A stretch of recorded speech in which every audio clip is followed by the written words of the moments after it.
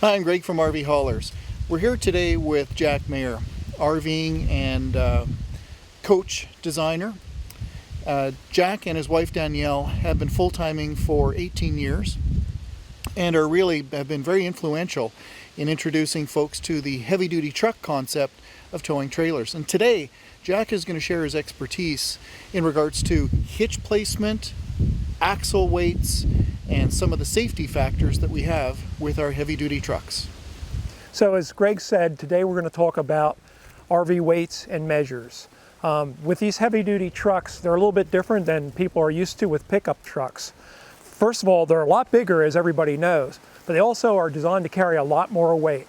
The front axle on this truck is rated for 12,500 pounds, and the rear axle, the single rear axle, is rated for 20,000 pounds. If you have tandem axles like the road tractors you see, they'd be 40,000 pounds on the rear. So it's a little bit different than what you're used to. In addition to that, the hitch is placed further back in our configurations than you would see on a pickup truck. In this truck, it's 56 inches behind the axle center line. So people often ask me, well, why is it back so far? And why isn't it over the axle center line like on a pickup truck or even on a semi-trailer configuration with this truck? Well, the obvious answer is we want to carry a car on the deck. If the hitch was up here, you couldn't carry the car without stretching the truck out really far. That would cause us to move the axles way back.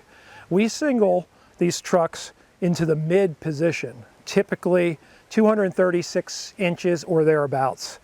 If you singled long, you'd have to add 26 inches to that. You'd have a really, really long tractor. And your turning radius would decrease. It would take a lot more room to turn the truck. So you want to keep the axles over the weight on the trailer, on the truck. So the weight is being carried equally in this area.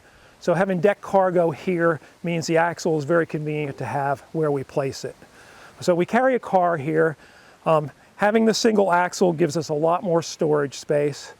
And the hitch is back here because it has to be. If you're carrying the car up there, you need swing room for the trailer. That forces the hitch to come back here. We need at least 52 inches, and typically you have 56 to 60 inches of swing room. Placing the trailer kingpin back this far is questioned by many people.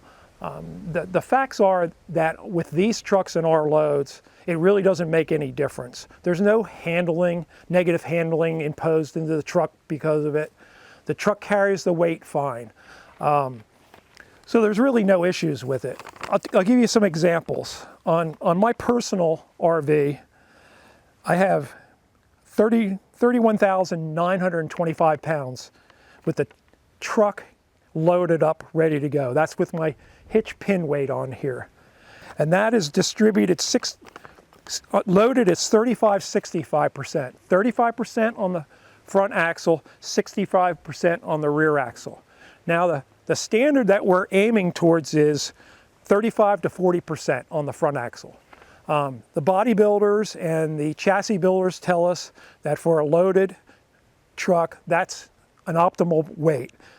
Interestingly enough, a tractor and trailer combination going down the road, a typical configuration, would be about 46,000 pounds, 12,000 pounds on the front and 34,000 pounds on the rear. Now, remember that a tractor and trailer has two axles, so they can put more weight on the rear than we can. So that 34,000 pounds is, a part of the load of the trailer and the truck. 12,000 pounds on the front axle, they're pushing the axle weights, and they're pushing the axle weights always on the rear. And if you run that configuration, then you're loaded 26% on the front, 74% on the rear. That's a big difference than what we're doing with this configuration. 26% on the front is below what we consider the optimal range for the front axle loading, but clearly it's safe. There are literally hundreds of thousands of tractor and trailer combinations running around the country. And they wouldn't do it if it wasn't safe. So a loaded tractor and trailer really has a lot less weight percentage-wise on the front than what we run. In my personal configuration, I'm 35-65, as I said. That's a 6,950 pound pin weight. So we're not carrying near what a tractor and trailer carries back here. They're going to have a lot more weight on their pin than we do on the rear axles. The heaviest configuration I know of is a 7,960 pound pin weight, and I have weight tickets on that, and it loaded, it's 30% on the front, 70% on the rear. That's the lowest number I've seen on the front on any configuration of HDTs pulling a recreational vehicle. More typical is what we have here with this trailer. This is Mark's trailer, and unloaded, his tractor with a smart on it and stuff is 50-50 weight distribution. It's just perfect. And almost all of the tractor combinations we see with the smart cars on them are close to 50-50. They're within a point or two of that distribution. So loaded Mark goes to 3862. 38% on the front, 62% on the rear. And his pin weight is 4575. So one of the issues with the DRVs is they tend to have lighter, the bigger ones tend to have lighter pins. You know, they tend to be 17, 18%. And what we've done on this one is we built a custom pin box and we've moved it back. Normally you have the extended pin box that comes out here, the more rod pin box. What that does is it creates less weight on the pin, and it's already biased by the manufacturer to be less, and that's the reason for that is because pickup trucks pull these. They can't take a lot of weight on their axles. So these larger DRVs, like this is a 43 footer, you know, if you put a lot of pin weight on it, you couldn't pull it with a pickup truck. Of course, we're pulling with heavy duty trucks. We really want a lot of pin weight on it. We prefer to see well over 20%. I run 25% on my coach.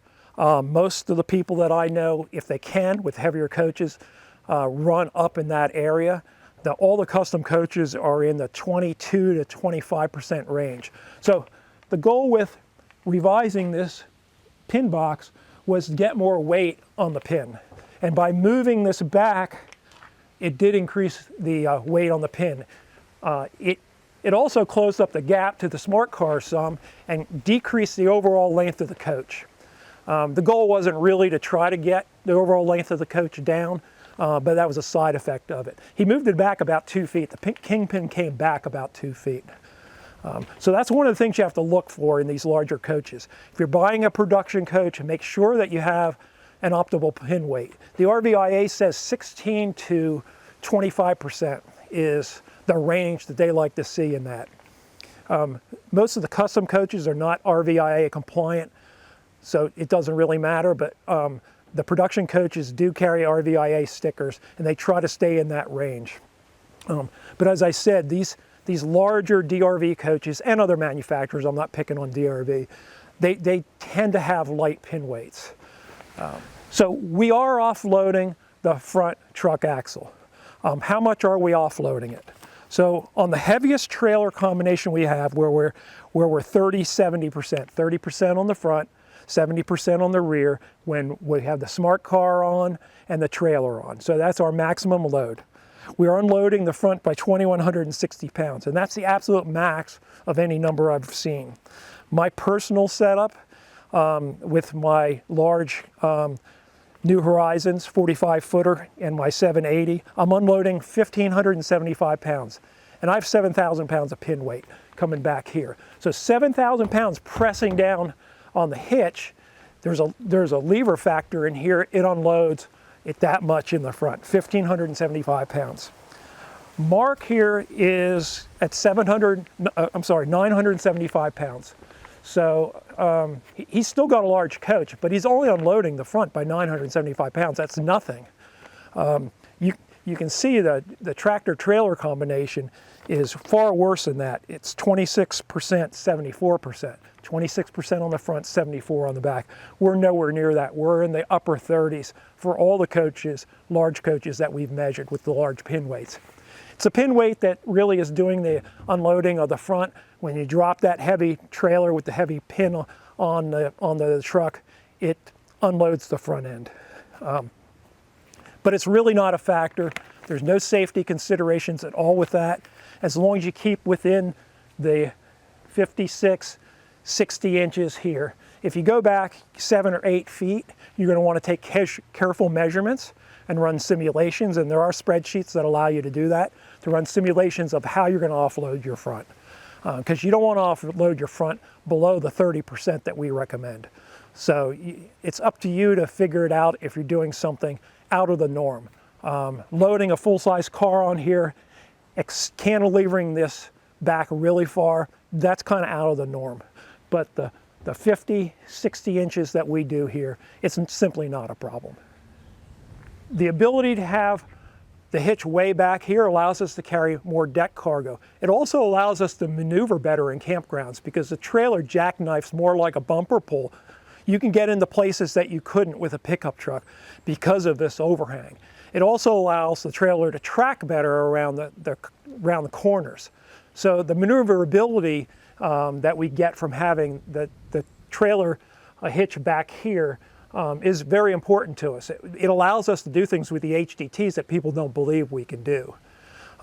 So looking at your pin weights is very important. Looking at your cantilever length back to your hitch is very important. The weights that are involved here, you know, some of our bigger rigs are close to getting overloaded on the rear axle, so you really have to consider that. And on the front axle, even though we're unloading 1,500 pounds off of this in the worst case, and in a more typical case, close to 1,000 pounds with this trailer, this is still carrying 11,000 to 12,000 pounds, real close to that. So it's not like you're making it very light. There's a lot of force down on here. There are no handling problems. There are no issues in wind. There are no issues in wavy roads. You know, you would think that if it was really dangerously light on the front of this, that you would see handling issues, especially in wind, because if the wind hits the trailer, it's going to push on the pin basically, and it's going to try to move the front end of the tractor around. And you don't see that at all with these trucks. You can drive in very, very heavy crosswinds. Now, tractors and trailers, you'll see them flipped over on the side of the road. And lots of times the trailer just flips over, but other times they jackknife. And it could be, there are many reasons why that could happen, but it could be because the front is lighter on a tractor than it is on these configurations that we run with. So it's considerably lighter on the tractor than it is for us. Well, I want to thank Jack Mayer for his wisdom and sharing some of those statistics and information. I have an invitation, please. We would really like to get your questions and comments right here in YouTube. So if you can post your comments and your questions, we'd really appreciate that. We'll try to get back to you as soon as we can. I'm Greg from RVHaulers, and again, thanks to Jack Mayer over my shoulder. Please, if you have questions, comments, place them here in the bottom. And as well, we're going to put a couple of videos here on the screen that we invite you to click on and explore our RV hauler solutions further. Thanks for watching.